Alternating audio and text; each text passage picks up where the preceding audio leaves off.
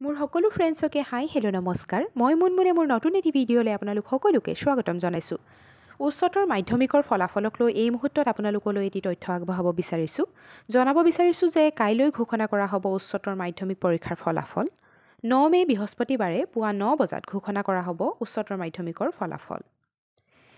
এই কথা আনুষ্ঠানিকভাৱে ঘোষণা কৰে শিক্ষামন্ত্ৰী ৰণোজ পেগু ডাঙৰীয়াই এয়া কোনো অপপ্ৰচাৰ অথবা ভুৱা বাতৰি নহয় কাইলৈ পুৱা 9 বজাত ঘোষণা কৰা হ'ব এই ফলাফল শিক্ষামন্ত্ৰী ৰণোজ পেগু ডাঙৰীয়াই টুইট কৰি এই কথা জানিবলৈ দিয়ে